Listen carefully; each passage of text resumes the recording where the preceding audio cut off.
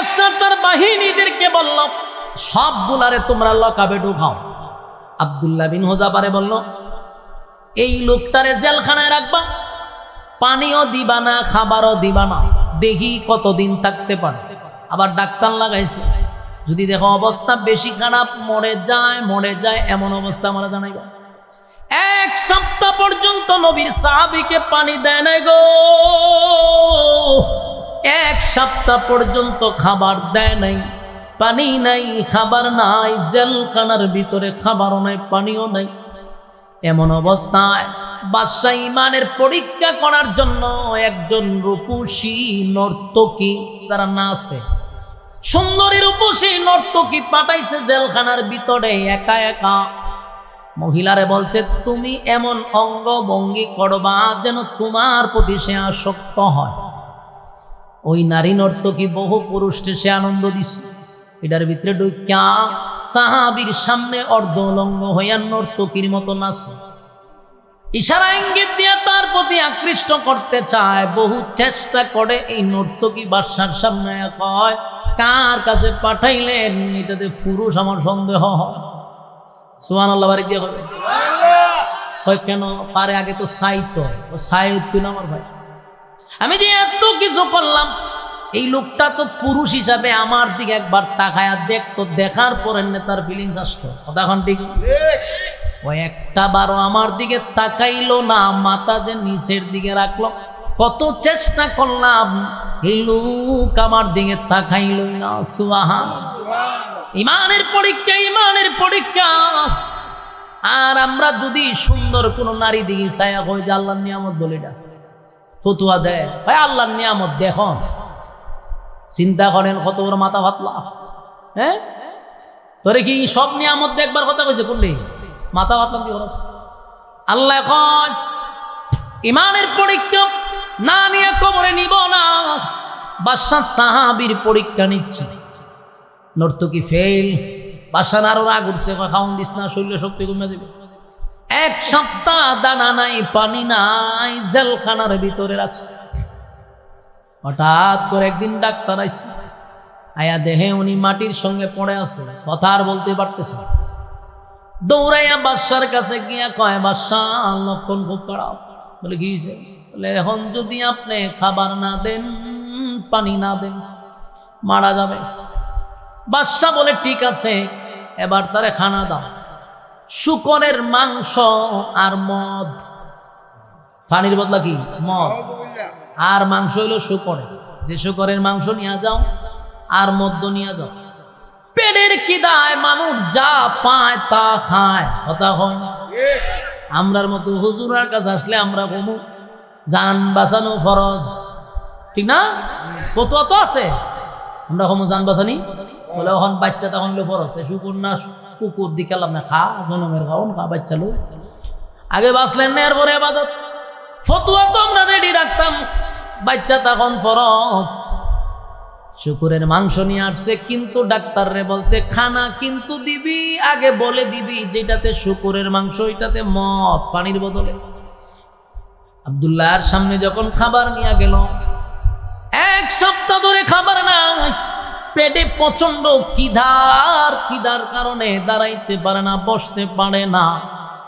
এমত অবস্থায় সাহাবীর সামনে খাবার লইয়া গেছে, গিয়া হয় খানা যে খাইবা, এই খানা কিন্তু মাংস হইল শুকরের, আর পানির বদলে কিন্তু তোমার মদ আছে সামনে, খানা খাও পেট। আব্দুল্লাহ বিন হুযাফা শারীরিক দুর্বল, না খাওয়ার কারণে শরীরে দুর্বলতা আছে, কথা হয় না দি? না খাওয়ার কারণে শারীরিকভাবে উনি দুর্বল, এতটা দুর্বল যে উনি বসতেই পারে না। কিন্তু ইমানের কোনো দুর্বলতা আছে? এই কথা হয় না? ইমানের কোনো দুর্বলতা নাই গো, ইমানের কোনো দুর্বলতা তো নাই। যেই মাত্র বলছে এখানে শুকরের মাংস, এখানে মদ, শরীরে কোনো শক্তি নাই, কিন্তু উনি ওই অবস্থায় বলল, এই লাল চামড়া কুত্তাগুলি শুন, মরে গেলেও কোনোদিন এই খাবারের দিকে আমি চোখ তুলেও তাকাবো না। এগুলা কি নিবি না লাথি মেরে ভালাই দেব? সুবহানাল্লাহ বাড়ি। ডাক্তার আশ্চর্য হয়ে গেল, যেই লোকটা বিছানায় শুয়েছিল, খুব কষ্ট করে তারে বসাইছি, শরীরে কিছুই নাই, পেট আর পিঠ গিয়ে এক জায়গায় লেগে গেছে, শরীরের মধ্যে কোনো শক্তি নাই, কিন্তু এই পাওয়ারটা কোথায় পাইল যে লাথিটা ভালাই দিল? এটারে হয় ইমানের পাওয়ার। বলুন এটা কি পাওয়ার? ইমানের পাওয়ার, ইমানের পাওয়ার। সাহাবায়ে কেরামদের মধ্যে সবচেয়ে বড় অস্ত্র ছিল তাদের ইমানের পাওয়ার ছিল। কথা হয় না? ইমানের পাওয়ার দিয়ে যুদ্ধ করছে রে, অস্ত্রের বলে যুদ্ধ করে নাই। আবু জাহিল্লা তো ছিল সবচেয়ে বড় নেতা, ঠিক না? 1000 বাহিনী লইয়া যে গেছিল, এটার সেনাপতি ছিল আবু জাহিল্লা।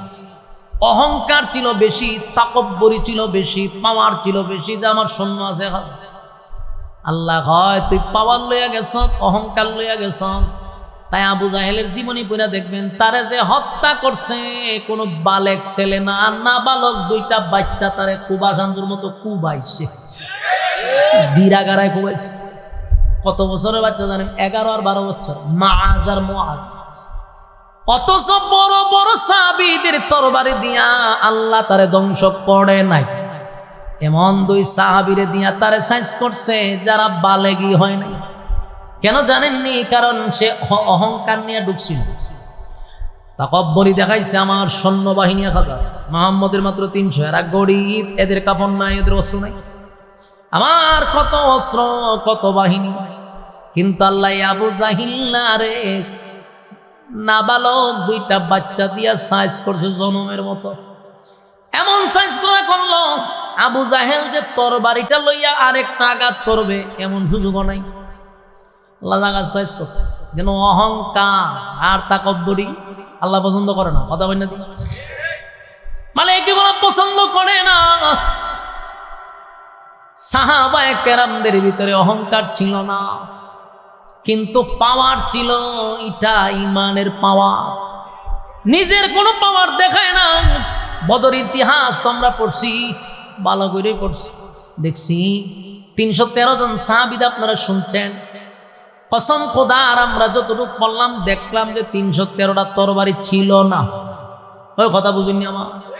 313 জন সাহাবী তো আপনারা শুনছেন যুদ্ধে অংশগ্রহণ করছে, কিন্তু জানেননি 313টা তরবারি ছিলই না।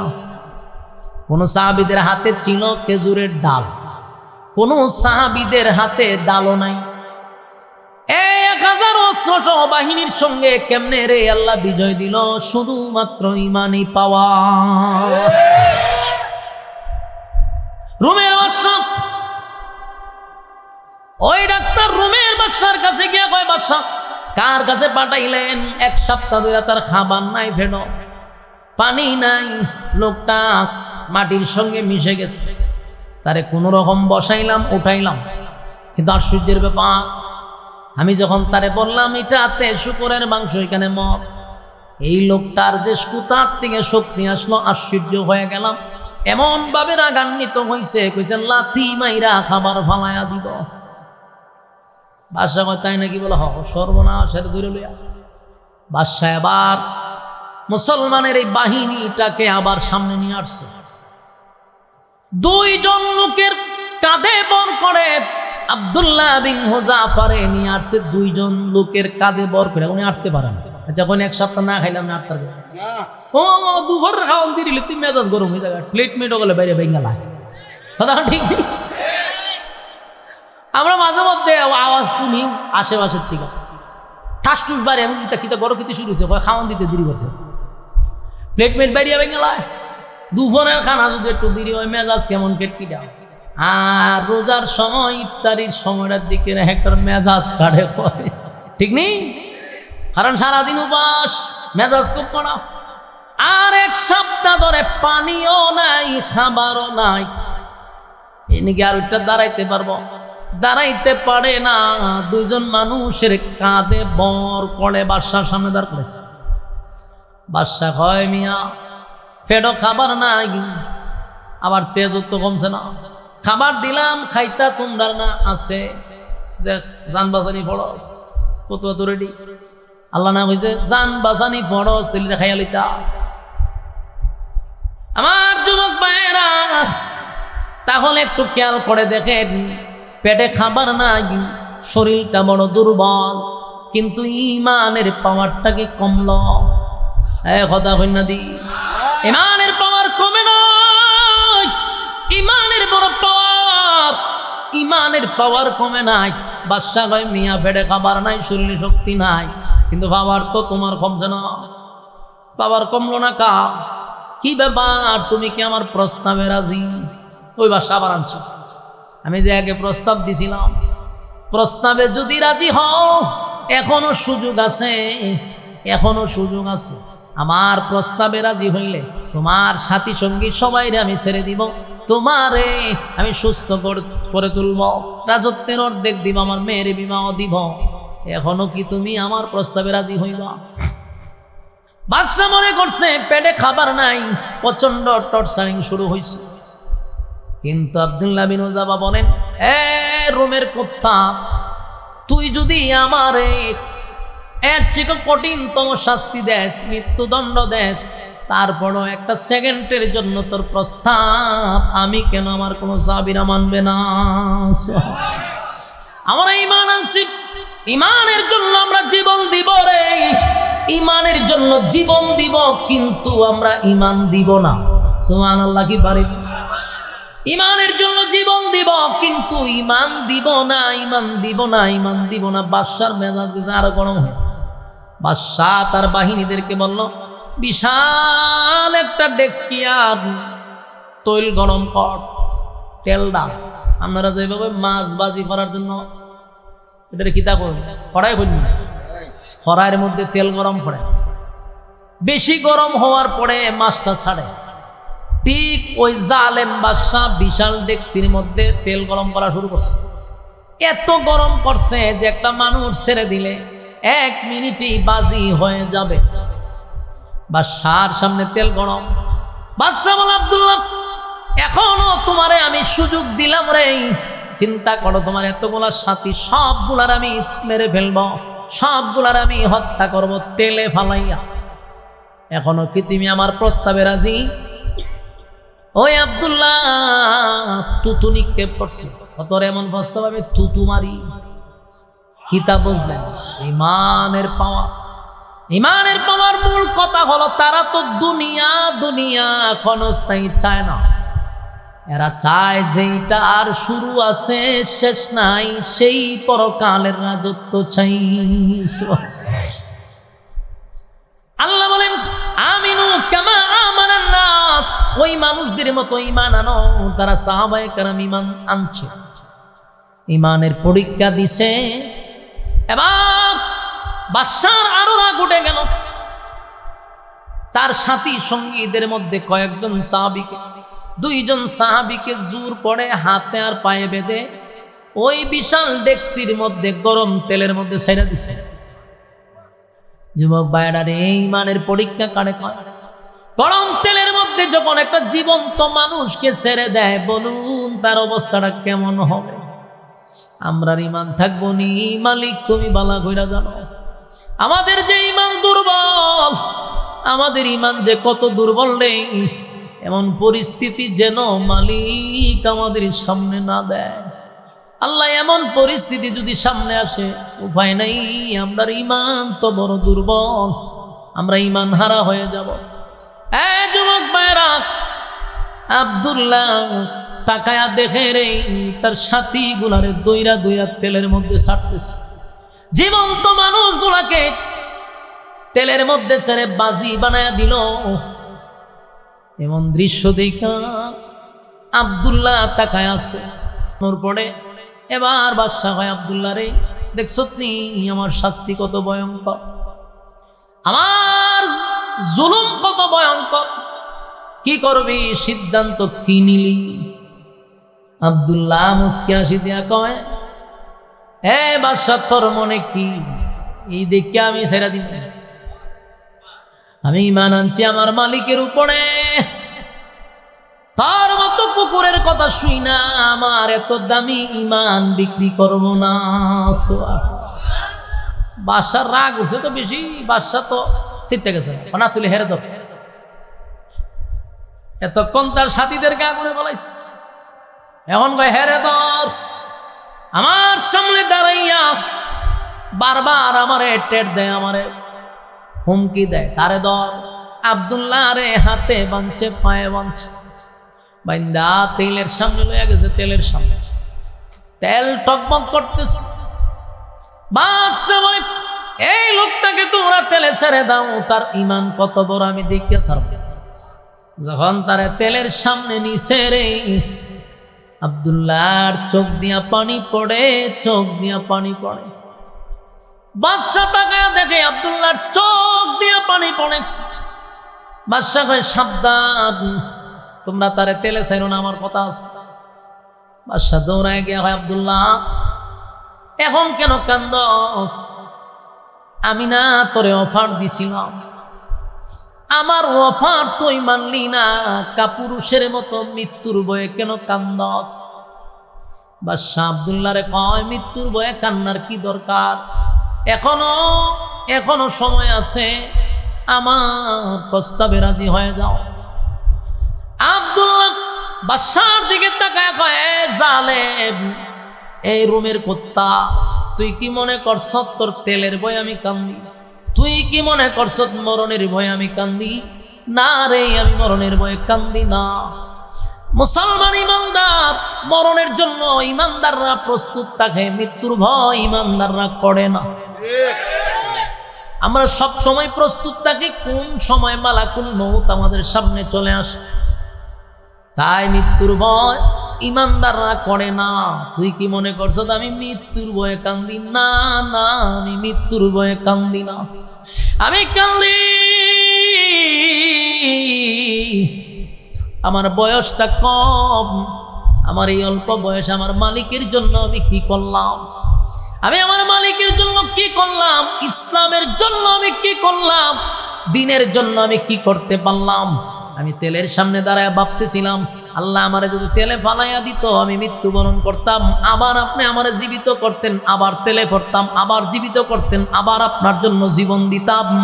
100 বার যদি আপনি আমারে জীবন দিতেন, 100 বার যদি আপনার জন্য আমি জীবন দিতে পারতাম, সেই দুঃখে আমি কান্দি যে মাত্র একবার আমার জীবনটা দিলাম ইসলামের জন্য, বারবার দেওয়ার সুযোগ নাই, সেই ব্যথায় আমি কান্দি। একটা জবান বন্ধ রাখবেন না, জোরে করুন আল্লাহু আকবার, আরো জোরে করুন আল্লাহু আকবার। এই ঈমানের আওয়াজ দিয়ে বলেন আল্লাহু আকবার। ঈমানের কত পাওয়ার গো, ঈমানের কত পাওয়ার, ঈমানের কত পাওয়ার, ঈমানের কত পাওয়ার। একবার শাহাদাত বরণ করবে এই জন্য কান্দে, 100 বার শাহাদাতের তামান্নায় চোখ দিয়া পানি ছাড়ে। আল্লাহ আপনি 100 বার জীবন দেন, 100 বার আপনার জন্য আমি জীবন দিয়া দেই, এই কারণে কান্দি। বাদশা চিন্তা করলো সর্বনাশ, আমি যদি তার এখন তেলে ফালাইয়া হত্যা করি, সে জিতে যাবে, আমি বাদশাই তো হেরে যাব। বাদশা কয় তারে আর তেলে ভালো লাগবে না, নিয়ে আমার কাছে। বাদশা আমার ডাক দেয়া কয় আব্দুল্লাহ রে, ইমানের এত পাওয়া, 100 বার মৃত্যু চায়, তাহলে আমি যদি এখন তারে তেলে ফালাই সে জিতে যাবে, আমি বাদশাহ হেরে যাব। বাদশা আর তেলা দিন তারে তেলে ফালানো যাবে না, এখন ছাড়বো কেমনে, খালাস করবো কেমনে, জামিন দিব কেমনে? একটা কথা তো হয়ে জামিন দিতে। বাদশা কোনো জিনিস তো গায়ে পায় না, কারণ যেটাই কয় সেটাই সে মেনে নেয়। মরতে চায়, মরতেও রাজি, আমি করবো কি? বাদশা শেষ পর্যন্ত কয় তোমারে ছেড়ে দিতে পারি একটা শর্তে। বলে কি? বলে তুমি আমার কপালে যদি একটা চুমা দাও, আমি এর বিনিময়ে তোমারে তোমার সাথী সঙ্গীদেরকে আমি ছেড়ে দিব। সুবহানাল্লাহ। আব্দুল্লাহ বিন উযাবা বলেন চিন্তা করে দেখলেন আমার একটা চুমা, যদিও সে কাফের, কিন্তু একটা চুমার বিনিময়ে যদি আমার নবীর এতগুলা সাহাবীর জীবন বেঁচে যায়, এই দিকটা শুধু খেয়াল করে বেঈমানের কপালে চুমা দিয়া অসংখ্য সাহাবীদেরকে জামিন করছে। সুবহানাল্লাহ। আমার যুবক ভাইয়েরা, আমিনু কামা আমানান নাস। এই জন্যই তো আমার আল্লাহ বলেন ঈমান আনো রে ওই মানুষদের মতো। ওই মানুষ কারা গো? ওই মানুষ তো সাহাবায়ে কেরাম যারা ঈমানের জন্য পরীক্ষা দিছে, যারা ঈমানের জন্য উত্তীর্ণ হইছে। এক আশুগঞ্জের বাইরা দিলের কান লাগায় কথাগুলি শুনেন, খালি ছটফট ছটফট ছটফট করতেছেন, বাড়ি যেতেন। কত রাত ঘুমান, একটু সময় না হয় এখানে বসে কথা শুনলেন। শয়তান তো প্রতিদিন আপনারে গোতাইতে গোতাইতে আপনারে এই মজলিস থেকে বাইর করে। আজকে না হয় একটা দিন দিনের কথা শোনার জন্য ধৈর্য নিয়ে একটু সময় বসা যাইব। হুজুর আসার আগ পর্যন্ত, আমাদের মহাসচিব আসার আগ পর্যন্ত আমার তো চালাইতে হইব, ঠিক নেই? হুজুর আসলেই আমি ছেড়ে দিব। আমার ইঙ্গিত দিয়ে হুজুর আয়া পড়ছে। যুবক ভাইরা, আল্লাহ কিন্তু বলেন আমিনু কামা আমানান নাস, বলুন ঈমান আনো ওই মানুষদের মতো। তাহলে এতক্ষণ শুনলাম ওই মানুষ বলতে কারা? বললা লাইছে কই ওয়াজ করতা, সারা রাত ওয়াজ করলাম। জুলেহারে নিয়া সোহালে আর ওই জিগা হুজুর জুলেহা বেটা না বেটি, তো লক্ষণ তুই রমরে ভাই। হ্যাঁ বলুন আমিনু কামা আমানান নাস, এর ব্যাখ্যা আল্লাহ কারে বুঝাইছে? সাহাবায়ে কেরামদেরকে বুঝাইছে। শুধু তাই না, বলছে যারা ঈমানের পরীক্ষা উত্তীর্ণ হয়েছে তারা। বেশিরভাগ ঈমানের পাস করছে কেটা? সাহাবায়ে কেরাম। আবার আমিনু কামা আমানান নাসের ব্যাখ্যা আব্দুল্লাহ বিন তামের হতে পারে। এই আব্দুল্লাহ বিন তামেরকে জানো? নবী দুনিয়াতে আসার 50 অথবা 80 বছর আগে একজন যুবক ঈমানের জন্য পরীক্ষা দিছে। এই জন্য আমিনু কামা আমানান নাস আব্দুল্লাহ বিন তামের হতে পারে, সেও ঈমানের পরীক্ষা দিছে। কথা কি বুঝতেছেন? ঈমানের পরীক্ষা দিছে কেমনে? একজন জালেম বাদশা ছিল, এটাও জালেম বাদশা। জালেম বাদশা নিজেরে খোদা দাবি করত, নিজেরে খোদা দাবি করত। তার রাজ্যে সবাই তারে রব মানত। নাউজুবিল্লাহ। শুধুমাত্র এই ছেলেটা বাদশারে খোদা মানে না, বাদশারে রব মানে না। এই জন্য বাদশা ক্ষিপ্ত হইয়া যুবক তারে গ্রেফতার করছে। যুবকরে রিমান্ডে মারতে মারতে কয়, বল তোরে সেই আসল রবের পরিচয় কে দিছে? মাইরের কারণে যুবক বলল, অমুক জায়গায় এক পাদ্রী আমার একত্ববাদী খোদার সন্ধান দিছে। পাদ্রীরও গ্রেফতার করছে। বল আর কানে কালেমা পড়াইলি? আপনার রাজ সবার মন্ত্রীও আমরা লাইনের। সুবহানাল্লাহ। আপনি যে রাষ্ট্র চালান, আপনি হইলেন প্রধানমন্ত্রী, আপনি হইলেন প্রেসিডেন্ট। আপনার ভাষাতে তাই মন্ত্রী সেও আপনার খোদা মানে না। বাদশাহ হয় আমার মাথাটা থেকে জুতাদা বাড়ি মার। আমি যে রাজ্য চালাই, মন্ত্রী যদি আমার খোদা না মানে, তুই তো আমার খবর জুতার বাড়ি। ধর মন্ত্রীরে গ্রেপ্তার করছে। মন্ত্রীরে পাশে বসে, এখন মন্ত্রী রে তুই না আগে চোখে দেখতি না, হন্দি আমার ভাই সাইড আমি চোখে দেখি। কেমনে দেখছ? আমার রব বালা করছে। সুবহানাল্লাহ। হ্যাঁ মন্ত্রী, তুই না চোখে দেখতি না? বলে আমার রব আমার চোখ ভালো করে দিছে, সেদিন থেকে আমার রবের উপরে ঈমান আনছি। তুই যে খোদা না, তুই যে মাথা পাতলা বাট পাড়ায় বালা করে বুঝছি। হ্যাঁ তুই খোদা না, খোদা হওয়ার কোনো অ্যাঙ্গেলে তোরে খোদা মানা যায় না। যিনি রব উনি চিরঞ্জীব, দূরে হয় না। যিনি রব তার কি মরণ আছে? যিনি রব তার মরণ নাই। তিনি কারো কাছ থেকে জন্ম নেয় না, তিনি কাউরে জন্ম দেয় না। কথা ঠিক? এই বাদশা, তুই তো জন্ম নিছ, তুই আবার জন্ম দিছ, তো তোর মরণও আছে। তুই খাস, তুই ঘুমাস, এত ঘুমাস, এত খাওয়ন খাস, এত কিছু করস, তুই কেমনে খোদা হইছ? কোন অ্যাঙ্গেল থেকে তুই খোদা হস? বাসা ভাই দেখছ তুই কেমন খারাপ লাগে? আমার বেতন নিয়ে চলস, আমার রাজ্যে থাকস, আমারই খোদা মানুষ না? বলে না, তোরে কোনো অ্যাঙ্গেলেই খোদা মানা যায় না। যিনি রব তিনি বলছেন উনি জন্ম দেয় না, জন্ম নেয় না। সুবহানাল্লাহ। লাম ইয়ালিদ ওয়া লাম ইউলাদ, আমি আল্লাহ কাউরে জন্ম দেই না, কারো কাছ থেকে জন্ম নেই না। কথা হয় না? এই আল্লাহ কি কারো কাছ থেকে জন্ম নেয়? আল্লাহ কি কাউরে জন্ম দেয়? কথা হই না দি। সব জায়গায় চুপ থাকে না, ইমান যাইব। বলেন আল্লাহ জন্ম নেয়, জন্ম দেয়। বলেন ইয়াকুল লাহু কুফুয়ান আহাদ, আল্লাহ বলেন আমার সমকক্ষ সমতুল্য কেউ নাই, কেউ নাই, কেউ নাই। সুবহানাল্লাহ। আল্লাহ বলেন লা তাখুযুহু সিনাতুন ওয়ালা নাওম। আল্লাহ বলেন আমার ঘুম নাই, আমার তন্দ্রাও নাই। সুবহানাল্লাহ। জানি আমার ঘুমও নাই, আমার তন্দ্রাও নাই। কথা কই না না আমার জানাইতে না আইলে তো মানুষে লড়াচড়া করি না।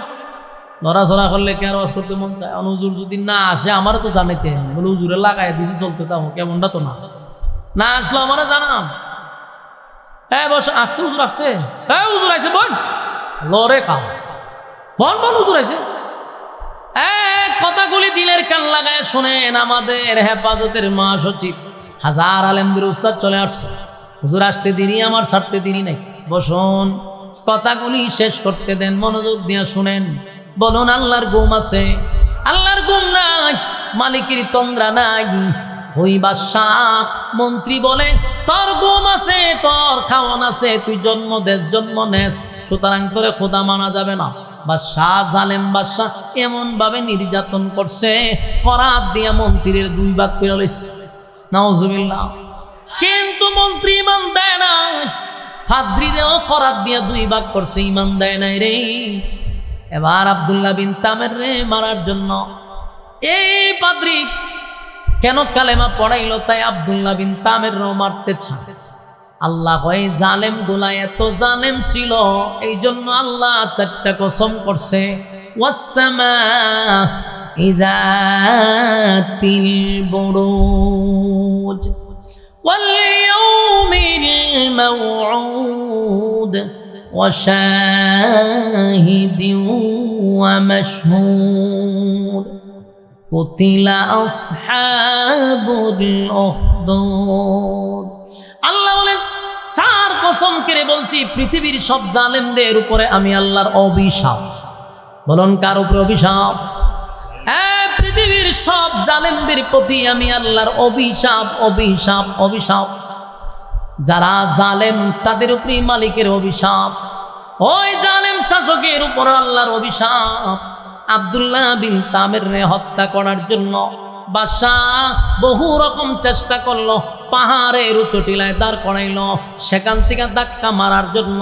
কিন্তু যেই বাহিনীদেরকে পাঠাইছে পাহাড়ে, আল্লাহ পাহাড়ের মধ্যে কম্পন সৃষ্টি করে সব বাহিনীকে ধ্বংস করছে। যুবকরে আল্লাহ অক্ষত রাখছে। বাদশার বাহিনী গেছে, যুবকরে মারত। বলুন যুবক কি মরছে না বাহিনী মরছে?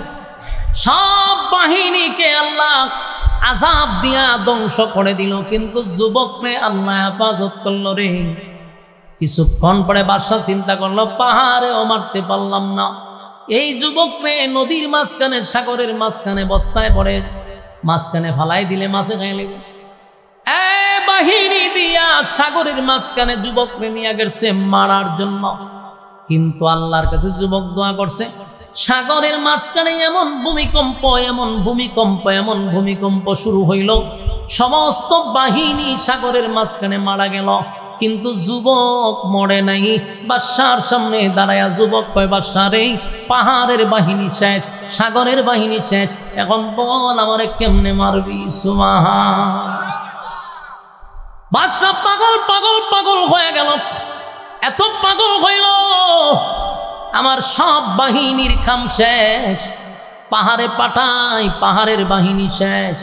আমি পাঠাই সাগরে, সাগরের বাহিনীও শেষ।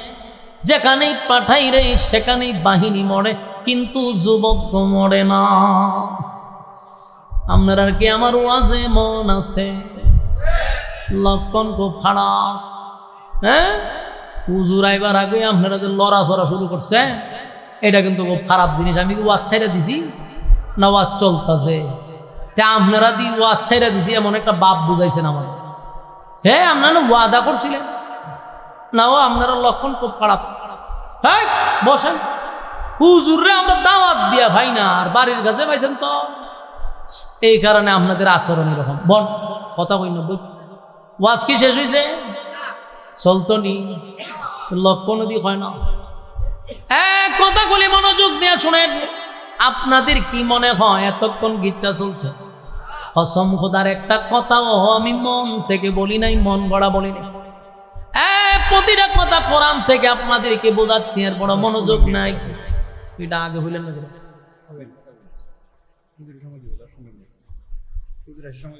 কিন্তু কইতিব না, আপনারা গাড়ি সব মনে যায় উজুর আইসি, হ্যাঁ এটা কইতিব না। কখন 10-15 মিনিট বোন পছন্দ নেই ছেড়ে দিতাম, বন উজুর আইতেছে। والسماء ذات البروج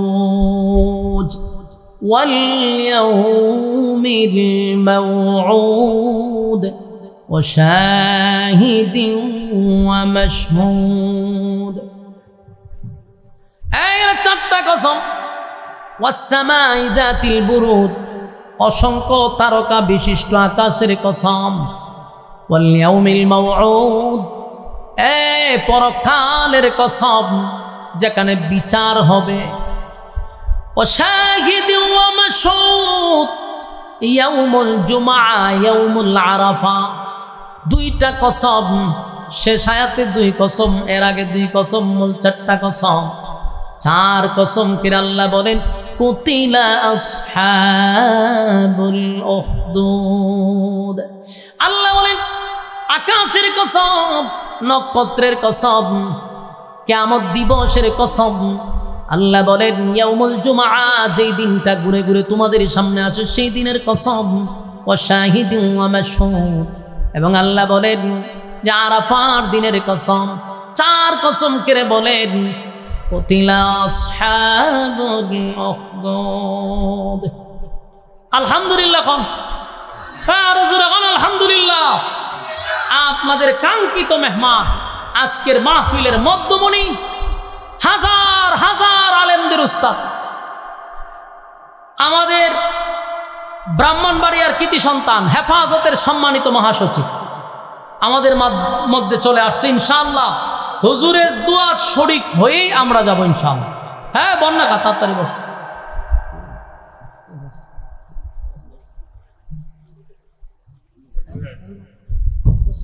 সমস্যা না,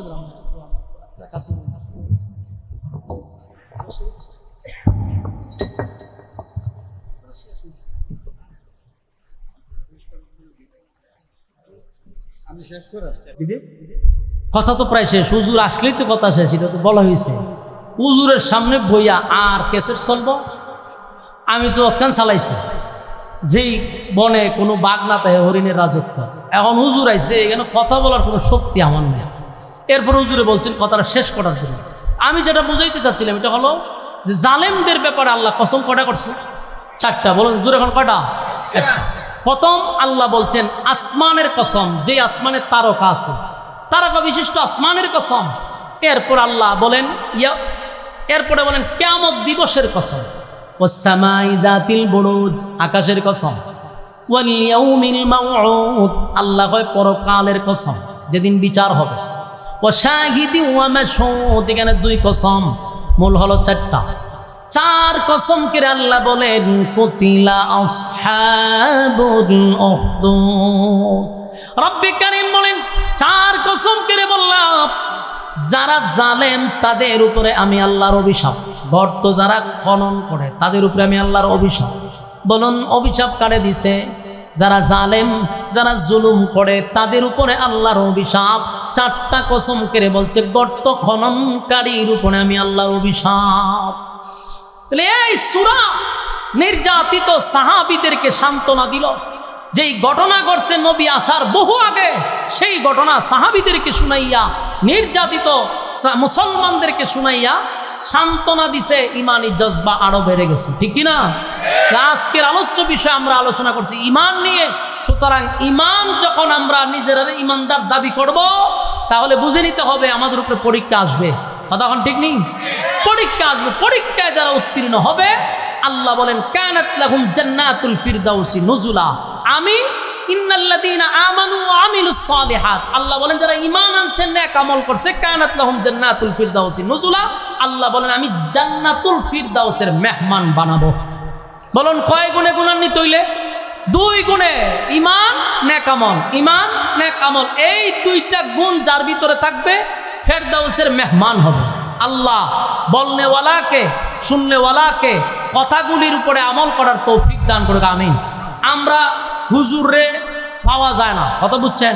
ব্রাহ্মণবাড়িয়াতে আসছে, আপনার এলাকা দিকে আপনারা মুরসামুরসি করতেছেন, অথচ হুজুরের একটা ডেট খালি পুস্টারের নামটা থাকলে এটা একটা সৌন্দর্য, খালি বরকতান হুজুরের নামটা চায়। আমি তো ভয়ে হুজুরের কাছে বলি না, মৌলভীবাজার বিভিন্ন জায়গার থেকে শুধু হুজুরের নামটা চায়, যে হুজুরের নামটা বরকতান থাকতো, হেফাজতের মহাসচিব নামটা থাকতো। আপনাদের কত বড় কপাল যে হুজুরের মাধ্যমে আমার প্রতিষ্ঠান হয়েছে, এটা জানেন না আপনারা? আজীবন যতদিন বেঁচে থাকবো আমি কোনোদিন এই কথাগুলি আমি বলবো না। আল্লাহ তাআলা আমার এই হুজুরের হায়াতের মধ্যে আরো বরকত দান করুন, আমিন। আজকের এই জামিয়া মদিনাতুল উলুম আশরাফিয়া মাদ্রাসা 100% জায়গার উপরে দাঁড়ায় আছে। আমি মনে করি আল্লাহ তাআলা তো চাইছেন, হুজুর ছিলেন উসিলা, হুজুরে যা করছে তা কল্পনা করতে পারবেন না। আজকে 3টা ভবন হয়েছে, বিশাল জায়গা নিছি। এই হুজুরের যতটুক যুদ্ধর মাধ্যমে আল্লাহ তাআলা হুজুরের মাধ্যমে আজকে মাদ্রাসাটা কেন হয়েছে, কথা বুঝতেছেন? অনেক করছে। ব্রাহ্মণবাড়িয়ার মানুষ কিন্তু আমার হবিগঞ্জে গিয়া এখানে মাদ্রাসা করে আসছে। আমার মাদ্রাসার মূল যার পরামর্শে আমি মাদ্রাসা করছি এবং যার পরামর্শে চলতেছি, হুজুরের পরামর্শে। হুজুরের সামনে রেখে একটা কথা বলি, এ যাবৎ আমার মাদ্রাসা বিভাগীয়ভাবে যত জায়গায় প্রতিযোগিতা দিছে, প্রত্যেক জায়গায় আমার মাদ্রাসার প্রথম স্থান, দ্বিতীয় স্থান, তৃতীয় স্থান, আলহামদুলিল্লাহ বলেন। কুমিল্লায় পাঠাইছি 250 ছাত্রের মধ্যে আমার ছাত্র 1 নাম্বার। আজকে এক জায়গায় প্রতিযোগিতার থেকে আসছে, এখানে 300 ছাত্রের মধ্যে আমার ছাত্র প্রথম স্থান, এবং আমার ছাত্র গেছে 10 জন, 6 জনই আমার মাদ্রাসার পুরস্কার নিয়ে আসছে। আপনারা অন্তত আলহামদুলিল্লাহ রাখুন, এটা একমাত্র হুজুরের অবদান। হুজুর বারবার বলছে পড়ালেখার মান চাই, আমি আমার সর্বোচ্চটা দিয়া পড়ালেখার মান যেন ভালো থাকে। যত জায়গায় পাঠাইছি আলহামদুলিল্লাহ আপনাদের দোয়ায় আমার মাদ্রাসার ছাত্ররা আমাদের মাদ্রাসার সুনাম এবং খ্যাতি নিয়ে আসছে। দোয়া করবেন। এখন মাদ্রাসার কাজও আলহামদুলিল্লাহ চলতেছে। প্রায় 150-র উপরে ছাত্র, প্রায় 100-র উপরে প্রতিদিন 3 বেলা খাবার চলে মাদ্রাসায়। প্রায় 10 জনের মতো 8 জনের মতো শিক্ষক আছে, এবং সর্বোচ্চ সম্মান দেওয়ার চেষ্টা করি শিক্ষকদের। কম বেতনের দিক দিয়ে বলেন, সর্বদিক দিয়া খাবারের মানও ভালো রাখছে ইনশাআল্লাহ। আগামী মাহফিল ও হুজুর তো থাকবেই। আমার মাদ্রাসার শুরুর থেকে হুজুর মৃত্যুর আগ পর্যন্ত যেন হুজুররে আমি পাই। আমি মারা গেলে তো সারছি, হুজুর বেঁচে থাকলে সব সময় মাদ্রাসা যাবে। আপনারা হুজুররে পাইছেন, মুনাজাত দিয়ে যাবেন, এটা আপনাদের জন্য আমি মনে করি একটা রত্ন, ঠিক কিনা ভাই? সম্পদ থাকতে কদর করেন। এরকম একজন লোক ব্রাহ্মণবাড়িয়াতে আছে, সারা বাংলাদেশে তরতর করে কাঁপে, রাজপথের একজন লড়াকু সৈনিক, মুজাহিদে মিল্লাত আল্লামা শায়েখ সাজিদুর রহমান সাহেব আমাদের ব্রাহ্মণবাড়িয়ার জন্য এক বিরাট টুকরা, ঠিক কিনা বলেন? বাতিলের বিরুদ্ধে এক আতঙ্ক। আমার মাদ্রাসায় যখন মাহফিলে বাধা দেয়, আমি যখন বলছি জানোস আমার বিশেকে হেফাজতের মহাসচিব আল্লামা এই শায়েখ সাজিদুর রহমান সাহেব, এরপরে গিয়ে ফিসাইছে, কথা বুঝছেন? তো হুজুরের জন্য আমি দোয়া করি। আপনারা বসেন, আমি সহ হুজুরের মুনাজাতে শরীক হয়ে যাব। আল্লাহ আমাদেরকে সবাইকে বুঝার মানার তৌফিক দান করুক, আমিন।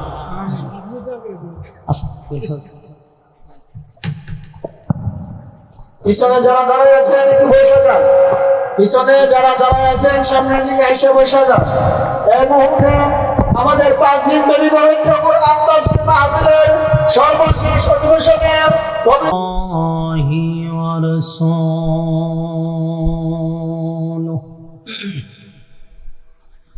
أرسله بالحق بشيرا ونذيرا وداعيا إلى الله بإذنه وسراجا منيرا. أما بعد فأعوذ بالله من الشيطان الرجيم. بسم الله الرحمن الرحيم. والسماء ذات البروج واليوم الموعود وشاهد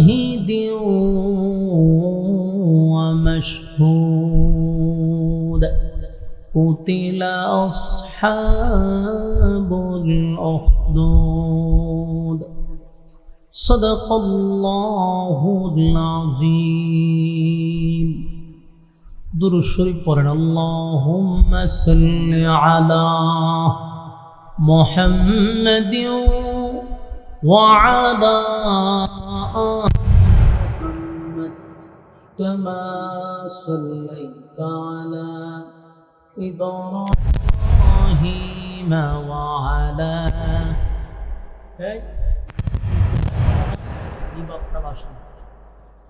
إنك حميد مجيد اللهم بارك على محمد وعلى آل محمد كما باركت على إبراهيم وعلى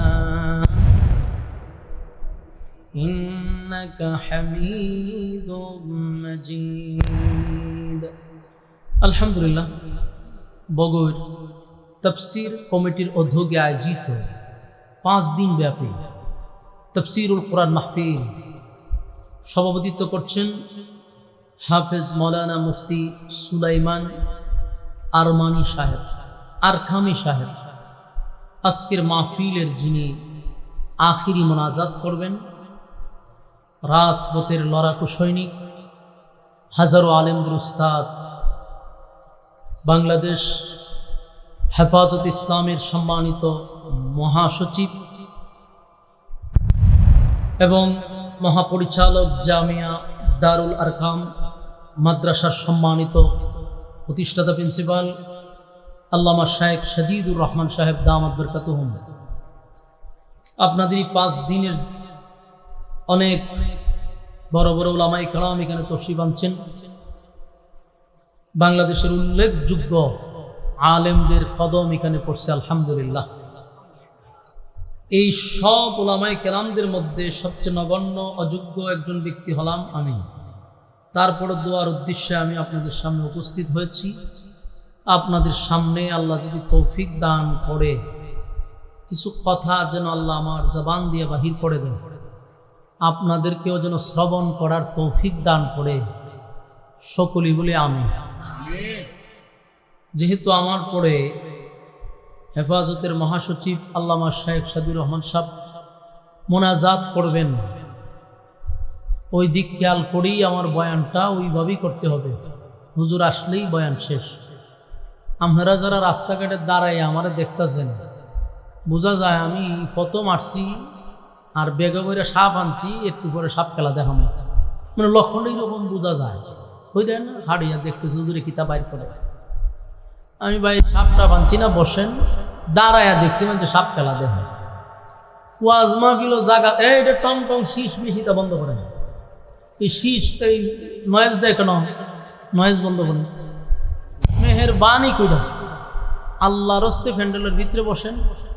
দীর্ঘক্ষণ সময় বসছেন, আপনাদের হাজতের দরকার থাকতে পারে, প্রস্রাব আরও কোনো হাজত থাকলে কইরা প্যান্ডেলের ভিতরে বসে যান। লম্বা সময় কথা বলার সুযোগ নেই। পিছনে বড় একজন লোক আছে, হজরত দোয়া করবেন। তাই আপনারা মেহেরবানি করুন, প্যান্ডেলের ভিতরে বয়ে গেলে আমারও কথা বলতে সুবিধা হবে। এখানে যতক্ষণ বসা থাকবেন নাযালাত আলাইহিমুস সাকিনা, উপর থেকে সাকিনা রহমত নাজিল হবে। আসিনি আশুগঞ্জ সুবহানাল্লাহ থাকলে খুঁজবেন। প্যান্ডেলের বাহিরে কিন্তু এই রহমত নাজিল হবে না, এটা কিন্তু ভিতরে, ঠিক না? আর যারা রাস্তাঘাটে দোকানপাটে আড্ডা মারতেছেন, আগামীকাল পর্যন্ত যদি আজরাইলে আপনারা না ধরে তাহলে এই আড্ডাটা কালকেও মারতে পারবেন। কিন্তু আগামী 1 বছরের ভিতরে বাচ্চা থাকলে ওই মাহফিলটাতে বসার কোনো সুযোগ তোমার কথা দেখা না। 1 বছর বাচ্চা থাকলেও আপনি এই মাহফিল আর বলতে পারতেন না, কিন্তু বাচ্চা থাকলে আপনি আড্ডা মারতে পারবেন।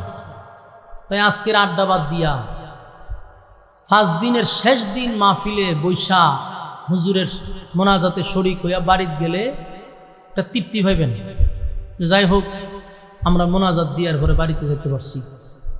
মেহেরবানি কইরা আমরা শয়তানের দুকাত না পড়ে প্যান্ডেলে বসে যাব, কারণ প্রত্যেকটা মানুষের সাথে ভাই শয়তান কিন্তু তাকে, আর এই শয়তান চাইতো না আপনার এইখানে বসায় রাখতে, বিভিন্ন ওয়াসওয়াসা দিয়ে আপনার বাইরে নিব। বিড়ি খাইবার যারা অভ্যাস আছে এরা দুইটা টান দিয়ে আয় পড়ম, হুজুর খালি শুরু এনে করছে, টান দিতে আর কয় মিনিট লাগবে, এরকম কইরা আপনার উড়াইব। আপনি গেছেন তো টান দিতেন, টানে টানে আপনার বাড়িতে নিয়ে যাবে। এই জন্য শয়তানকে সুযোগ না দেই, আমরা মজলিসে বসে যাই। আল্লাহ সবাইকে বুঝার মানার তৌফিক দান করুক, আমিন। আমি আপনাদের সামনে সূরা বুরুজ এর প্রথম অংশটা তেলাওয়াত করছি।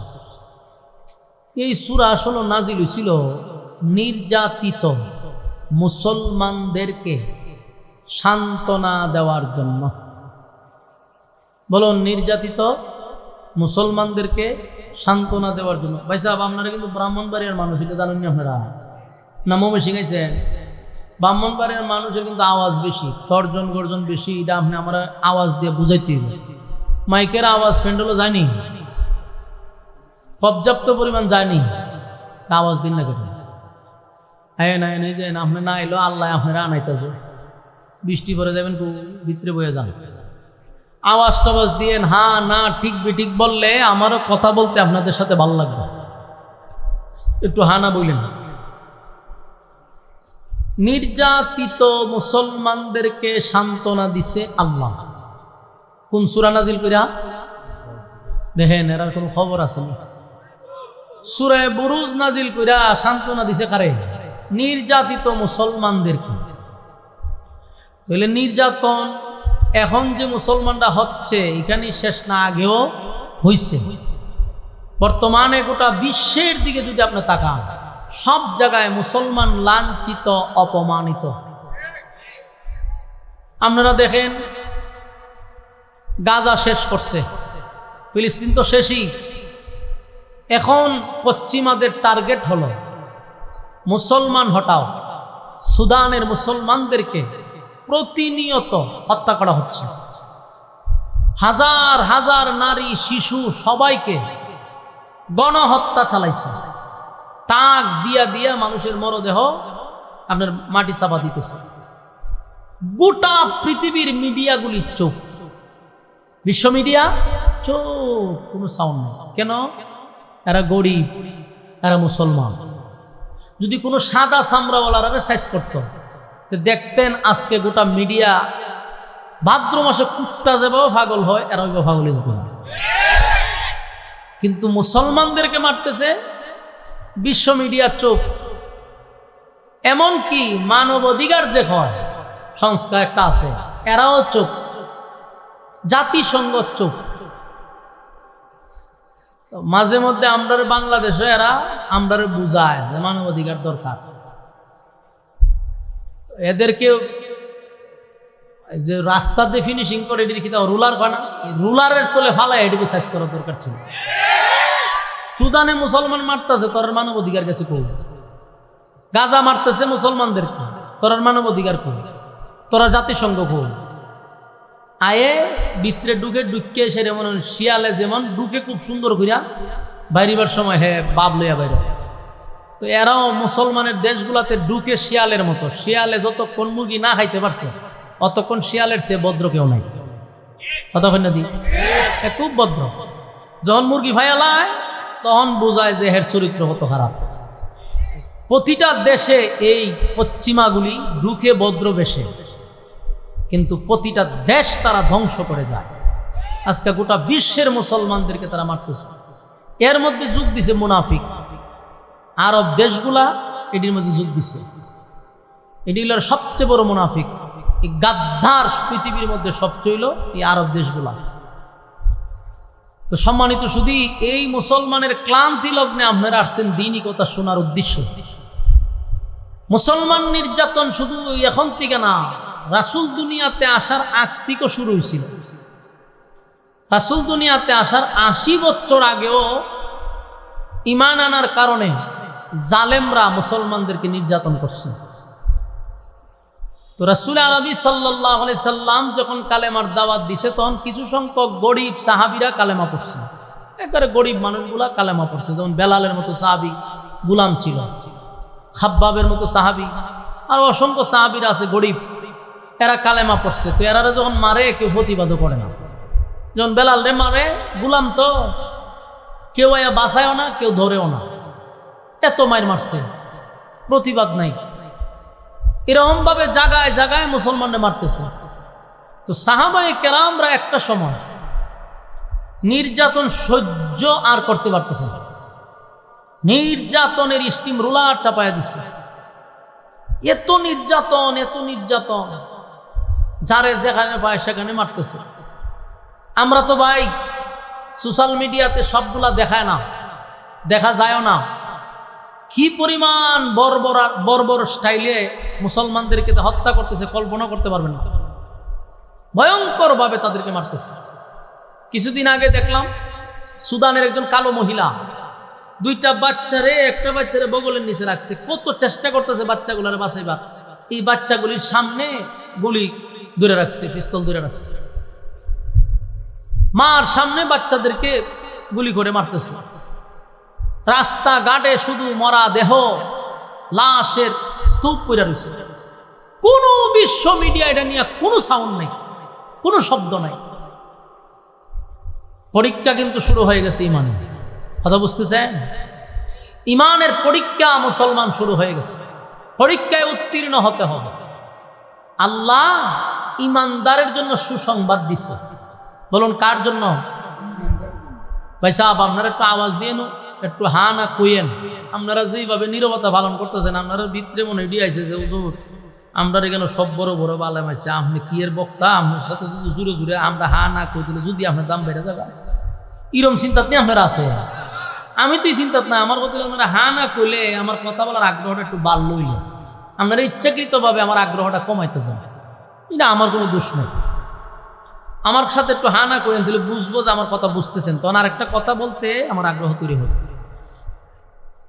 বলুন ইমানদারের জন্য কি আছে? পরীক্ষা আছে। ইমানদারকে আল্লাহ সুসংবাদও দিছে পরীক্ষার মাধ্যমে। কোন মুসলমান ইমানদার ব্যক্তি পরীক্ষা না দিয়ে জান্নাত পাবে না। বলুন বিনা পরীক্ষায় আমরা জান্নাত দিব?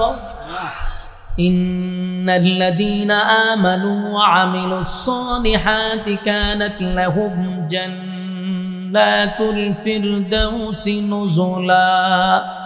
আল্লাহ বলেন নিশ্চয়ই যারা ঈমান আনছে এবং নেক আমল করছে, কানাত লাহুম জান্নাতুল ফিরদাউসি নুজুলা, আমি ওই দুই শর্ত যারা মানবে, ঈমান এবং নেক আমল, তাদেরকে আমি জান্নাত দিব। তবে সাধারণ জান্নাত না, জান্নাতুল ফেরদাউস দিব।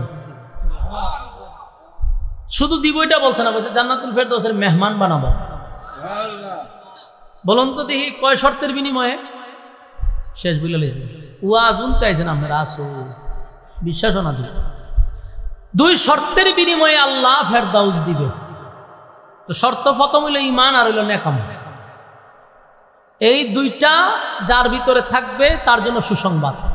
তবে দুইটা যার ভিতরে থাকবে তার ইমানি পরীক্ষা হবে। আপনি দাবি করলেন বলে আমি ইমানদার, আর মসজিদও গেলেন, নামাজ পড়লেন বলে আমি নেক আমল করি, এই দাবিতে জান্নাত পাবেন না। আমরা যখনই আপনার ঈমান এবং নেক আমল থাকবে তখন এই নেক আমল আর ঈমানের একটা পরীক্ষা হবে। পরীক্ষা যখন ফাঁস হবেন, কানাত লাহুম জান্নাতুল ফিরদাউসি নুজুলা, আল্লাহ বলেন জান্নাতুল ফিরদাউসের মেহমান বানাবো। পরীক্ষা আসেনি? পরীক্ষা আছে। তো ঈমান কিভাবে আনবো? আমরা যেভাবে দাবি করি এইভাবে ঈমান বলা হয় না। আমরা দাবির কোনো শেষ নাই। যে গাঞ্জা খায় এও আমি ইমানদার, যে নামাজ পড়ে না বেনামাজি এও হয় আমার ঈমান শক্ত আছে, নামাজ না পড়লে গিয়েছে। তাহলে সুদ যে খায় এও হয় ইমানদার, জেনা করে এও হয় আমি ইমানদার, সাদাবাজি করে এও হয় ইমানদার। তো ইমানদার তো সবাই দাবির বেলায় সবাই, কিন্তু কাজের বেলায় ইমানদার কতটুক ঈমান আছে এটা পরীক্ষা করবে আল্লাহ। ওই পরীক্ষায় যখন আপনি উত্তীর্ণ হবেন, আল্লাহ হয় বিনিময়ে আমি ফেরদাউস দিব। তবে বিনা পরীক্ষা না, ঈমান হতে হবে শক্তিশালী। আমিনু কামা আমানান নাস, আল্লাহ রাব্বুল আলামিন বলেন, ঈমান আনো, আমিনু কামা আমানান নাস, ঈমান আনো ওই মানুষদের মতো যারা ঈমানের পরীক্ষায় উত্তীর্ণ হয়েছে। শুধু মুখে মুখে দাবি করলাম আমি ঈমানদার, শুধু আমি বললাম যে আমি ঈমানদার, এমন ঈমানদারের দাবি বেনামাজিও করে রে, এমন ঈমানদারের দাবি জেনা করেও করে, সুদ করেও করে, ঘুষ করেও করে, চাঁদাবাজও করে, টেন্ডারবাজও করে। দাবির বেলায় ঈমানদার, কাজের বেলায় ঈমান নাই। যদি আল্লাহ ঈমানের থার্মোমিটার দিত তাহলে সব ধরা পড়ত, কথা হয় না? তাহলে যে ঈমান দাবি করত তার কাছে গিয়ে থার্মোমিটার ঢুকাইয়া পরীক্ষা করত। এই জন্য আমরা ঈমান আনবো, আমিনু কামা আমানান নাস, ঈমান আনো ওই মানুষদের মতো যারা ঈমান আনছে, ঈমানের পরীক্ষা দিছে। ঈমানের পরীক্ষা না দিয়া জান্নাত পাওয়া যাব না। রোমের সম্রাট, রোম রাজ্য যে চালাইছে, কত বড় রাজত্ব ছিল জানেন? ভারত মহাদেশ, বড় একটা দেশ ভারত না, এরম ভারত মহাদেশের চেয়ে বড় ছিল রোম রাজ্য। রোমের বাদশাহ সুপার পাওয়ার ছিল, তার মধ্যে আর অস্ত্রের অভাব ছিল না। রোমের বাদশাহ আর অস্ত্রের অভাব নাই, সৈন্যের অভাব নাই, বাহিনীর অভাব নাই। রাসূল সাল্লাল্লাহু আলাইহি সাল্লাম দুনিয়া থেকে যাওয়ার পরে আবু বকরের শাসন আমল যাওয়ার পরে আসলো উমরের শাসন আমল। উমরের শাসন আমলে সাহাবায়ে কেরামরা একটা টিম নিয়া রোমের সঙ্গে যুদ্ধ করার জন্য রওনা দিল। রোমের বাদশা শুধু শোনে মুসলমানরা যেদিকে যায় সেদিকেই খালি বিজয়, মুসলমান যেদিকে যায় শুধু বিজয় আর বিজয়, তাদেরকে কেউ পরাজিত করতে পারে না। যেখানে যায় রে তাদেরকে কেউ পরাজিত করতে পারে না। অস্ত্র কম, এমনকি বাহিনীও তাদের কম, বাহিনীও খুব কম, অস্ত্র কম, কিন্তু কেমনে তারা যুদ্ধে বিজয় হয়? বাদশা এটা নিয়ে গবেষণা করতে করতে পাইল যে যারা অস্ত্রের জোরে যুদ্ধ করে না, বাহিনীর বলে যুদ্ধ করে না, যুদ্ধ করে ঈমানের বলে। আপনারা রাসূলগঞ্জে সুবহানাল্লাহ চিনি? আমার এত বিরক্ত লাগতো আপনার সঙ্গে ওয়াজ করতে, আমার মনে মনে আমি চিন্তা করি কেরামি নাই না, আমি যদি এই গুরুস্থানও নিয়ে আমার বসাইতেন, আমার মনে দুই একটা মুর্দা উঠতে সুবহানাল্লাহ হইল, অথবা ঠিক বেঠিক কইল হইলে, কিন্তু এটা তো মুর্দার থেকে আরো খারাপ হইল। আপনারা সামনে ওয়াজ করলে বক্তার কি আর ওয়াজ করতে মন চাইব? আমারও তো কাঠকুতানি তুলাইতে, কাঠকুতা না দিলে তো আমার আসে আইতো না রে ভাই। আপনারা যদি কথাই কর না তো এই জাতির সামনে আমি কেমনে ওয়াজটা চালাইতাম? দুইবার তিনবার কইলাম যে আপনারা ব্রাহ্মণবাড়িয়ার লোক, ঠ্যাং দেখাইটা মিছিল দিলাম, হ্যাঁ ঠাটা মাটা লইয়া বাড়ি যান, কেন আওয়াজ যায় না করে? বুঝতে হলে ইমানের সমস্যা আছে। ইমান যার যত জজবা বেশি তার আওয়াজ বেশি, যত ইমানের দুর্বলতা আছে এর আওয়াজেরও দুর্বলতা, এর জজবাও কম। ঠিক কইেন না, আরেকবার দেখবেন আমার ভাষার টাকাটা চুপ করে বলেছে, বুঝুন এর ইমান ড্যামেজ হয়ে গেছে। এর বগলের নিচে একটা থার্মোমিটার ডুহাইয়া ঠান্ডা বাইরে করতে লই ফয়েন বাড়ি যাবো। বাস্তব না বাস্তব? তাহলে খেয়াল করেন, লক্ষণটা দেখছেন নি কত খারাপ? আমি বলাইছি বাবা বের আওয়াজ করতাম, দৌড়ো দৌড়ো দৌড়ো দৌড়ো মমি সিং কেড়ে গেলাম, মানে তাই আওয়াজ দিবেন না। ইমাম মুসলমানরা কি আসলে অস্ত্রের জুড়ে যুদ্ধ করে বিজয় লাভ করছে? আপনার ইতিহাস পড়েন না কেন? বদরের যুদ্ধ দেখছেন, বদরের যুদ্ধের ইতিহাস আপনারা পড়ছেন অথবা অনেকেই শুনছেন। মাত্র 300 ছিল আর 1000 ছিল। 1000 গোলারে কুবা শামসুর মতো কুবায়া ফেলায় দিছে। বলুন অস্ত্রের বলে না ইমানের বলে? ইমানের বলে, ইমানের বলে, ইমানের বলে। মুসলমানরা যেদিকে যাইতো সেদিকেই বিজয়ের পতাকা উড়াইতো। সব দেশের বাদশারা আশ্চর্য হয়ে যায়। আমরা অস্ত্র লইয়া যাই, আমরা সৈন্য বাহিনী, ট্রেডিং প্রাপ্ত সেনাবাহিনী লইয়া যাই, লোহার পোশাক পরে যাই রে। তাদের নাই পোশাক, তাদের নাই অস্ত্র, তাদের নাই বাহিনী, কিন্তু যখন যুদ্ধের ভিতরে মুসলমানরা ঢুকে কুচি কাটা করে করে এক সাইড থেকে আরেক সাইডে যায়। সুবহানাল্লাহ। এগুলো ইমানের বল, দল ইমানের ইমানের। আজকে গোটা পৃথিবীতে 200 কোটি মুসলমানের সংখ্যা থাকতেও জায়গায় জায়গায় মুসলমান মার খায়। এর একটাই কারণ, আমাদের ইমান দুর্বল। ইমান দুর্বল হওয়ার কারণে মুসলমানের সংখ্যায় বেশি হওয়ার পরেও আমরা জায়গায় জায়গায় মার খাই। তার কথা হলো ইমান আমরা ড্যামেজ। সুতরাং ইমানের বলে সাহাবায়ে কেরাম যুদ্ধ করছে রে, অস্ত্রের বলে না। আল্লাহু আকবারের ধ্বনি দিয়া যখন সাহাবায়ে কেরাম মাঠে এলাম, তো বেঈমানরা 1000 লইয়া নামলেও তারা দৌড়াদৌড়ি শুরু করত। কেউ যদি জিগাইছে তোরার সংখ্যা বেশি, তোরার অস্ত্র বেশি, দৌড়স্কা ও বাইরে। মুসলমানরা তরবারি তুলে একটা, আর উপর থেকে তরবারি লামে 70টা। কারণ তাদের সঙ্গে ছিল ইমানি জজবা। আল্লাহ আসমানি ভাবে তাদেরকে সাহায্য করছে। আল্লাহ সাহায্য করছে যখন তোমার ইমান থাকবে, ইমানের পাওয়ার নিয়ে লম্বা, তখন সাহায্য করবো কে? আজকে আমাদের ইমান বড় দুর্বল, সাহায্য আসে না।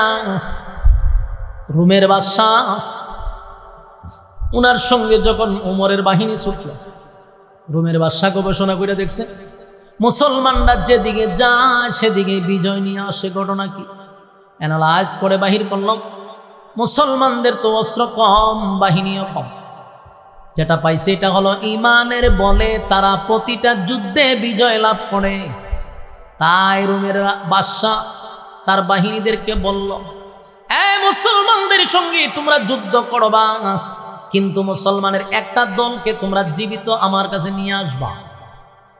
তাদেরকে তোমরা হত্যা করবা না, তোমরা একটা দল আমার কাছে নিয়ে আসবা। আমি মুসলমানদের ইমানের পরীক্ষা করব।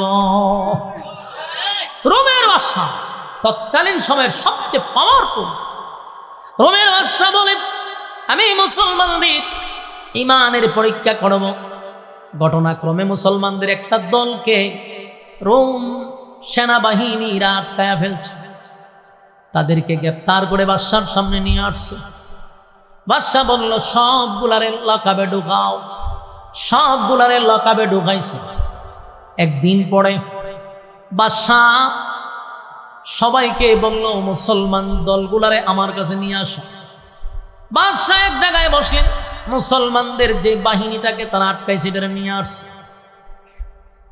বাদশাহর সামনে যখন দাঁড়াইছে, বাদশাহ বলল, তোমাদের মধ্যে কে নেতা? তোমাদের মধ্যে নেতাকে আমি একটু দেখতে চাই। মুসলমানদের যিনি সেনাপতি ছিল, যিনি আমির ছিল, আব্দুল্লাহ বিন হুযাফা রাদিয়াল্লাহু তাআলা আনহু, নবীর একজন সাহাবী। উনি হাত তুলে বললেন, আমি তো এদের নেতা, আমি হলাম তাদের মধ্যে নেতা, তাহলে তুমি আমার সামনে আসো।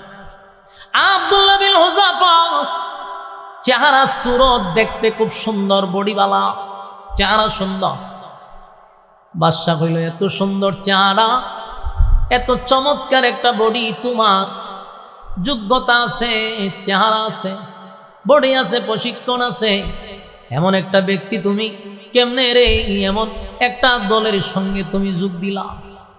বাদশাহ কইতেছে, আব্দুল্লাহ, তোমার বাহিনীদেরকে আমি গ্রেফতার করছি, সবগুলারে আমি মৃত্যুদণ্ড দিব, কিন্তু তুমি যদি আমার একটা শর্তে রাজি হও, ওয়াদা দিলাম তোমার বাহিনী সহ, তোমারে সহ আমি এই মুহূর্তেই খালাস করে দিব।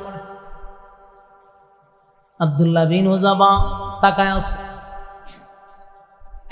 রোমের বাদশাহ বলেন, আব্দুল্লাহ, তোমার চেহারা সুরত সুন্দর, আমার মনটা চায় তোমার সঙ্গে একটু আত্মীয় করতে, তোমার সঙ্গে একটা সুসম্পর্ক করতে আমার মন চায়। তবে তোমার সঙ্গে যে আমি আত্মীয় করব, তোমার মধ্যে আমার মধ্যে মাঝখানে একটা ব্যারিকেড হলো, তুমি মুসলিম আমিও মুসলিম। এই ব্যারিকেডটা যদি তুমি সরায়া দাও, তাহলে তোমার সঙ্গে আমি একটা সম্পর্ক করতে চাই, সম্পর্কটা আরো আগায়া নিতে চাই। খুব খেয়াল করেন, ইমানের পরীক্ষা। আল্লাহ বলে, আমিনু কামা আমানান্নাস, ঈমান আনো ওই মানুষদের মতো। ওই মানুষ বলতে আল্লাহ সাহাবায়ে কেরামদেরকে বুঝাইছে। কথা কি বুঝতেছেন? যারা ইমানের পরীক্ষায় উত্তীর্ণ হয়েছে আল্লাহ তাদেরকে বোঝাইছে। আব্দুল্লাহ বিন হুযাফা ওই বাদশার সামনে দাঁড়ায় আছে। বাদশাকে বলল, কিসের বাধা? বলে, তুমি মুসলিম, আমিও মুসলিম। মুসলিম আর অমুসলিমের সঙ্গে তো সুসম্পর্ক হয় না, মাঝখানের ব্যারিকেডটা সরায়া দাও। আব্দুল্লাহ রে, আমি তোমার একটা অফার দিই, তুমি যদি আমার কথা মেনে নাও সম্পর্কটা আরো আগায় নিব। তুমি আমার কথা মেনে নিলে 1 নাম্বার হলো তোমার সাথী সঙ্গীদেরকে আমি ছেড়ে দিব। সবচেয়ে গুরুত্বপূর্ণ যে বিষয়টা হলো, তুমি দেখতে সুন্দর, এই রাজ্যের সবচেয়ে সুন্দরী রূপসী একটা মেয়ে আছে, এটা হলো আমার। তাও আবার আমার একটা মেয়ে, গোটা রাজত্বের মালিক হলো আমার মেয়ে। তুমি যদি আমার কথা শোনো, আমার মেয়েটারে তোমার কাছে বিবাহ দিয়া দিব। বুঝতেছেননি কথা? কথা শুনেন আর নিজের ইমানের দিকে খেয়াল করেন। আমরা যদি ডক্টর ইউনুসে ডাক দিয়ে নিয়ে হয়, হুজুর কিতা করতেন দোল কইরা আমার মেয়েটারে বিয়ে দিলাম না ভিতরে, হ্যাঁ, আর আমার রাজত্বটা আপনারা তো দিয়ে আমি যাবো।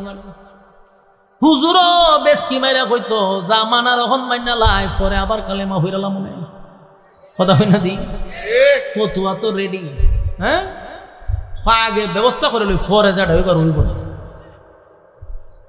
কোরআন যারা মানে না দেখবেন তাদের সঙ্গ মৌলবী আছে না নাই? সব জায়গায় মৌলবী আছে রে। কি বুঝলেন? কথা মিলেনি? মা এইভাবে মানত। আমরা যদি হইয়ারা দিই কোরআন মানে না, এখন না মানলে কি দিছে আমরা আছি না সাথে, মানা মনে এইটাও হইল যে হ মাইয়া বিয়া করে লাগে, ইমান গেলে আবার ইমান আনুম নে। ইমানের দুর্বলতা আমাদের মধ্যে বহু গুণ। তাই আল্লাহ বলেন, আমিনু কামা আমানান নাস, ইমান আনো ওই মানুষদের মতো। ওই মানুষ বলতে সাহাবায়ে কেরামদেরকে বোঝায়া গেছে। ইমানের পরীক্ষায় তারা উত্তীর্ণ হয়েছে। ইমানের পরীক্ষা দিয়া দুনিয়াতেই জান্নাতের সার্টিফিকেট পাইছে। দুনিয়ার থাকতেই আল্লাহ ঘোষণা দিছে, অমুকরে আমি জান্নাতের ঘোষণা দিলাম। নবী বলছেন, তুমি জান্নাতি, তুমি জান্নাতি, তুমি জান্নাতি। সুবহানাল্লাহ। দুনিয়ায় থাকতে জান্নাতের সুসংবাদ পায় রে, দুনিয়ায় থাকতে জান্নাতের সুসংবাদ পায়। এমনে এমনে নয়, ইমানের পরীক্ষা দিয়া, ইমানের পরীক্ষা দিয়া, ইমানের পরীক্ষা দিয়া। আমরার মতো এমন দুর্বল ইমান হইলে 5 টাকার চা খাওয়াইলে আমরা ইমান বিক্রি করি। বাস্তব বুঝেন অবস্থা। রং চা খাওয়াইলি তুই কয় বুট কারে দিবি, কয় আপনারই দিন। রং চার মধ্যে যে পরিমাণ আদা দিছেন, বুট তো আপনারই তেমন লাগে। গুরু মার্কায় খাওয়াইছে রং চা, বৈশ মার্কায় কয় দুধ চা দিব। এখন আর রং চার খবর নাই, দুধ চা খাইয়া কয় বৈশ আপনারই বুট দিব। কিছুক্ষণ পরে ছাগল আইছে, ছাগল আইয়া কয় বুট কারে দিবি রে। কফি খাওয়াইয়া দিলাম, কফি আপনি খাওয়াইছেন, ছাগল বুট তোরে দিব।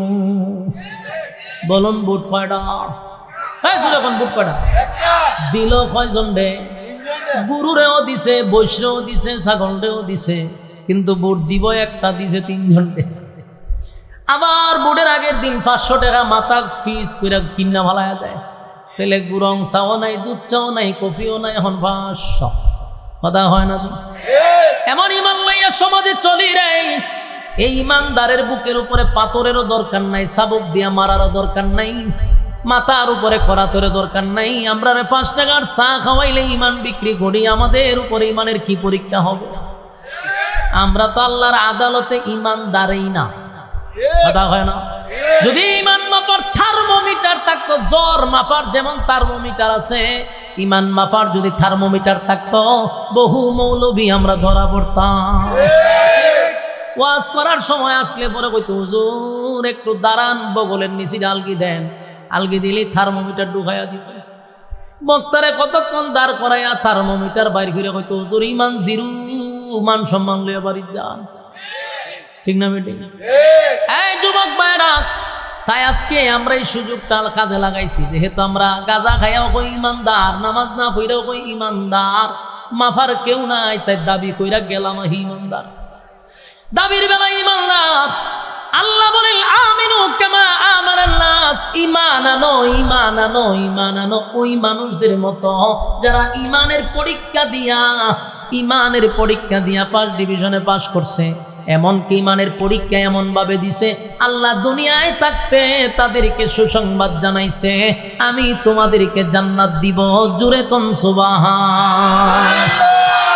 ঈমানের কত পাওয়ার, ঈমানের কত পাওয়ার গো, ঈমানের কত পাওয়ার, ঈমানের কত পাওয়ার। দুইটা গুণে গুণান্বিত হইলে আল্লাহ জান্নাত দিব। একটা হলো ঈমান আর একটা হলো নেক আমল। কিন্তু ঈমানের বেলা আমরা বড় দুর্বল। এই যুবক ভাইরা, আমাদেরকে অফার দিলে আমরা কি অফার কি ফালাইয়া দিব? যদি হয় গুলশানে বাড়ি দিব, কথা হয় না দি, গুলশানে বাড়ি দিব, এমন কথা শুনলে বহু মৌলবী আমরা দৌড় মারতে রাজি। পাবলিকের কথা ভরি হইলাম, গুলশানে বাড়ি দিলে পাগল হয়ে যায়।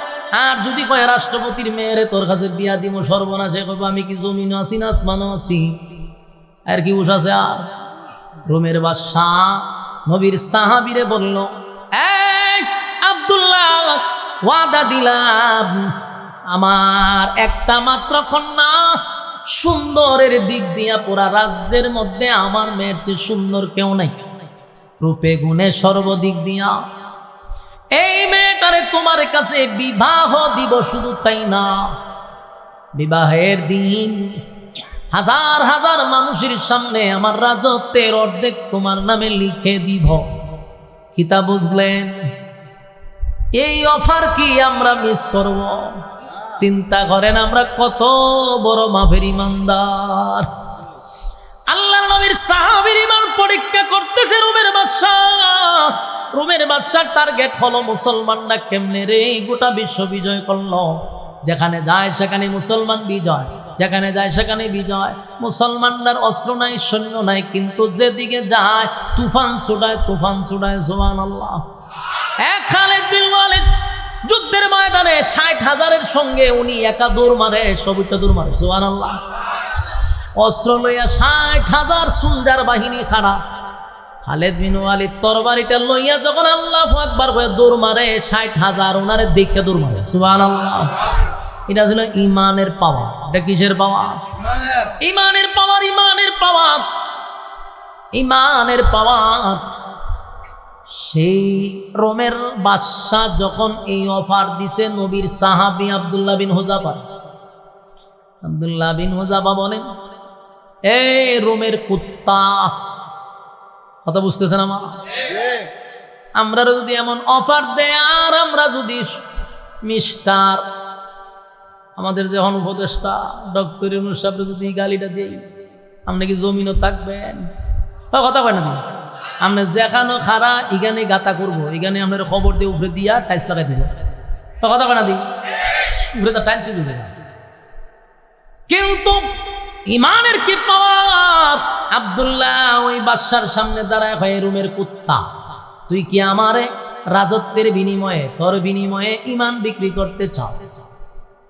তোর এই রাজত্বের মধ্যে আমি থুতু দেই। এই দুনিয়া ক্ষণস্থায়ী, ক্ষণস্থায়ী দুনিয়া আমরা চাই না, আমরা চিরস্থায়ী পরকাল চাই। এই দুনিয়ার শেষ আছে রে, এই দুনিয়ার শুরু আছে, এই দুনিয়ার শেষ আছে। বলুন কেউ থাকতে পারবো? এই কথা হই না করে ঠেডা মেডা লইয়া যাওই বাইরন, বলুন তো দেখি থাকতে পারবেন? বাইরন তো খুব বেড়াগিরি দেখায়, কিন্তু বেড়াগিরি কি চিরস্থায়ী? চিরস্থায়ী নয়, থাকতে পারবো না, চলে যেতে হবে। তাই পরকালের প্রতি আমাদের বিশ্বাস বাড়াইতে হবে। এটার নামে ঈমান, এটার নামে। এই পৃথিবী থাকার জায়গা নয়। আর মাঝে মধ্যে ভয় লাগে। সুন্দর এই পৃথিবী দেখতেছি, হঠাৎ করে যদি না দেখি, যে আপনার এখানে আসার আগে একজন বক্তা, এটার নাম হইল গিয়া ইসহাক আল হুসাইন, একজন বক্তা, নাম শুনছেন না? সারা দেশ ওয়াজ করছে। হঠাৎ করে একদিন সকালবেলা হয় আমি কিছুই দেখি না। অন বুঝেন, আপনি দেখতেছেন, হঠাৎ করে তো দেখেন সব অন্ধকার, কেমন লাগলো? পৃথিবী সব দেখলেন, একটা অন্ধ মানুষ জন্মের পরে দেখে নাই, এটা স্বাভাবিক। দেখছে না? দেখছে না। কিন্তু একটা মানুষ দেখার পরে যদি আর না দেখে, এর যে কত কষ্ট আর জ্বালা এটা আপনারা বুঝাইতে পারবো না। যেন মাঝে মধ্যে উনি যখন বলতেছে আমার ভয় লাগছে, আমার শরীরের রুম সব দাঁড়ায় গেছে, আমাদের বইয়া উনি গল্পগুলা করতেছে, আমার ভয় লেগেছে। মাঝে মাঝে চিন্তা করতেছি, আল্লাহ যদি চোখটা হঠাৎ করে নিয়ে যায় রে, কোন আদালতে মামলা করলে আমি চোখ পাবো? কথা হয় না? পৃথিবীর কোন আদালতে মামলা করলে আপনি চোখ পাবেন? যদি মালিক হঠাৎ করে সকালে ঘুমতে ওইটা দিয়ে না কিছু দেওয়া যায় না, কার কাছে গিয়ে অভিযোগ করবেন? এমন এক ব্যক্তি নিছে, কারো কাছে অভিযোগ করার সুযোগ নাই। হঠাৎ করে যদি 2টা কিডনি ড্যামেজ হয়ে যায়, কার কাছে অভিযোগ করবেন? কোন থানায় মামলা দিবেন? হঠাৎ করে যদি প্যারালাইসিস হয়ে ঘরে পড়ে থাকি, কার কাছে রে মামলা দিব? কারে জিগাইব? কারে খুশি করব? এগুলা ভাবলে আমার নিজেরই ভয় লাগে। আল্লাহ, চোখে দেখি, হঠাৎ করে যদি না দেখি। মালিক, গুনার কারণে এমন কোন বিপদ আমাদের সামনে দিও না। গুনার কারণে যদি সকাল বেলা উঠে দেখি চোখে দেখি না, অবস্থা কি হবে? আল্লাহ, গুনার কারণে 2টা চোখ বন্ধ করে দিয়েন না। গুনার কারণে কিডনি 2টা ড্যামেজ করে দিয়েন না আল্লাহ। গুনার কারণে প্যারালাইসিসের মতো রোগ আমাদেরকে দিয়েন না আল্লাহ। আমরা কত রঙ্গ তামাশায় চলি, হঠাৎ করে যদি মালিক আমাদের প্রতি রাগ করে চোখটা বন্ধ করে দেয়, হঠাৎ করে যদি শুনি আমার কিডনি 2টা ড্যামেজ হয়ে গেছে, ঢাকায় 5টা বাড়ি থাকলেও কাম হবে না। ঢাকায় 5টা বাড়ি থাকলেও কাম হয় না। কত কিছুদিন আগে আমি এক মাহফিলে গেছি, এক মাদ্রাসার মুহতামিম আমার কাছে মাদ্রাসার বিষয় নিয়ে আলোচনা করতেছে। এমন কি কইছে, হুজুর আপনার মাদ্রাসা তো গেছি, কইছে হুজুর আমার একটু দোয়া করেন, আমি ডায়ালিসিস করি তো দোয়া করেন, আমার 2টা কিডনি ড্যামেজ। এর 3 দিন পরেই কমিটি ফোন দিছে, হুজুর উনি তো মারা গেছে। 3 দিন পরে শুনছি মারা গেছে, আমার সাথে বৈশা খানা খাইছে, কথা কইছে, কল্পনাও করি নাই লোকটা 3 দিন পরে মারা যাবে। এই জন্য ভাই, পৃথিবী ক্ষণস্থায়ী, চিরস্থায়ী নয়। বেড়াগিরি তো আমরাও করি। দিন শেষে একটু চোখ বন্ধ করে দেখেন আল্লাহ যে অঙ্গ পতঙ্গ দিছে, এগুলা বড় দামি, বড় দামি। এত দামি সম্পদ যদি আমার হারিয়ে যায়, মামলা করো আর ফেরত পাবো না। চোখ নিয়ে গেলে চোখ পাওয়া যায় না।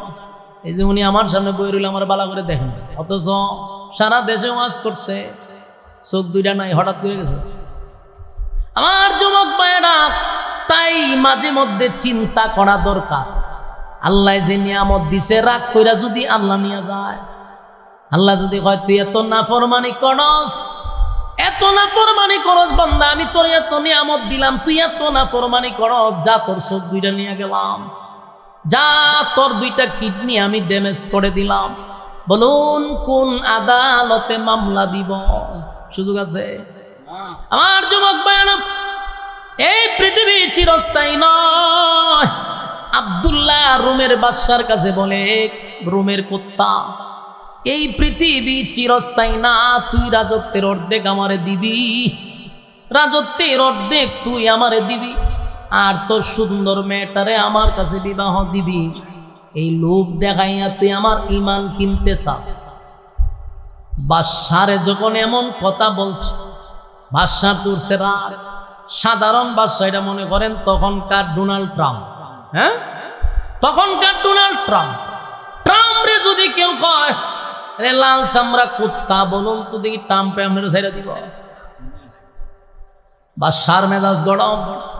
তার বাহিনীরে ডাক দিয়া কয়, দেখছো আমার সামনে আমি রোমের বাদশা, আমার সামনে দাঁড়াইয়া আমারে রোমের কুকুর বলে ডাকছে, আমি এটা বরদাস্ত করতে পারলাম না। এদের ইমানের কত পাওয়ার আমি এটা দেখা দিব।